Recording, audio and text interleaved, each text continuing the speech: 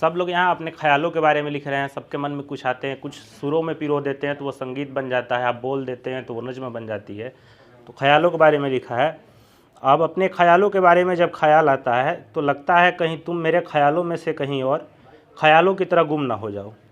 वैसे ये लिखने का ख्याल भी काफ़ी डरावना है मेरे लिए, लेकिन अगर ऐसा लिखने का ख्याल मन में आया है तो कुछ तो बात है, वरना मैंने ख्यालों में भी कभी नहीं सोचा था कि ऐसे ख्याल मेरे जहन में कभी आएंगे।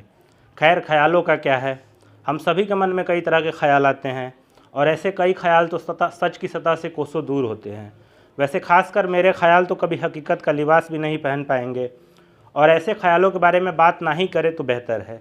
वैसे तुम बताओ, तुम्हारा इस पर क्या ख्याल है? क्या तुम्हारे ख्यालों में भी मेरी तरह के ख्याल आते हैं? आगे एक छोटी सी पोइट्री है जो मैंने अपनी दोस्त के लिए लिखी थी जब मैं उससे पहली बार मिला था। मैं अपने हिस्से की धूप भी तुझ में छोड़ आया हूँ, मैं अपने हिस्से की धूप भी तुझ में छोड़ आया हूँ। बेखबर है तू हर इस बात से कि कुछ था जिससे मैं खुद को तुझ में जोड़ आया हूँ। उन अनजान डगरों पे जो साथ था तेरा, साथ होने में जो साथ था तेरा, हर एक उस रास्ते को मैं खुद में जोड़ आया हूँ। मेरे हर एक मौन में छिपा कुछ शोर था, हाँ मैं उसे भी अपने साथ जोड़ लाया हूँ। कुछ खाली सा है मेरे अंदर आज भी, कुछ खाली सा है मेरे अंदर आज भी, लगता है कुछ तो है जो मैं तेरे शहर छोड़ आया हूँ। आगे एक और छोटी सी पोइट्री है। सुबह को शाम में ढलते देखा मुश्किल नहीं था, बर्फ़ को पानी में पिघलते देखा मुश्किल नहीं था। सच को झूठ में तो कभी झूठ को सच में देखा ये भी मुश्किल नहीं था। आँखों में हंसी भी देखी, आँखों में किसी की नमी भी देखी। इतना कुछ देखा बदलते फिर भी मुश्किल नहीं था। क्या है जो मुश्किल है? मुश्किल है एक चेहरे को चेहरे के पीछे छिपे हजार चेहरों में बदलते देखना। मुश्किल है कोयल की शक्ल में कौवे की आवाज़ को देख पाना।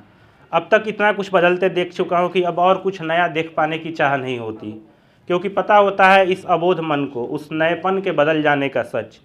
तो शायद इसीलिए अब अगर कोई पूछे कि क्या चाहिए आपको ज़िंदगी में, तो कुछ पलों के लिए मांग लूँगा छत का वो कोना जहाँ सुकून से बैठकर चांद तारों को देख ख्यालों के ताने बाने बुना करता था मैं। आगे एक और छोटी सी पोइट्री है। ये भी मैंने अपनी दोस्त के लिए लिखी थी। तुम और ईश्वर दोनों बिल्कुल एक से लगते हो आजकल। हवा पानी आसमां मेरे भीतर हर कहीं है तू, ठीक ईश्वर की तरह। तो फिर भी कभी कभी डर सा लगता है कि इस बात का कि तू ये ना कह दे कुछ भी तो नहीं है तू। साथ होने की खुशी में कहीं ना कहीं साथ छूटने का डर छुपा होता है।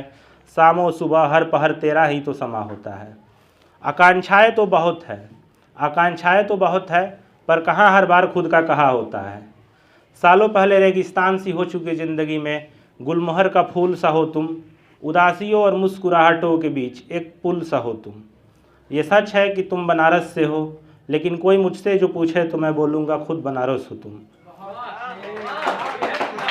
तुम बनारस में नहीं, बनारस तुम में है। खैर, इंतज़ार रहेगा तेरे इश्क का गुलाल होने को। हाँ, इंतज़ार रहेगा तेरे हर सवाल का जवाब होने को, या यूँ कह लो हर सवाल का जवाब होने को। पूरा जो कर सके तुम्हारा वो हर ख्वाब होने को। All I want to say is you are the one whom I can call my son. You are the one with whom I can have the moments of both sorrow and fun. You are the one whom I can hear all the day. You are the one with whom I feel the comfort to be the one I don't have to put the extra efforts. Thank you very much.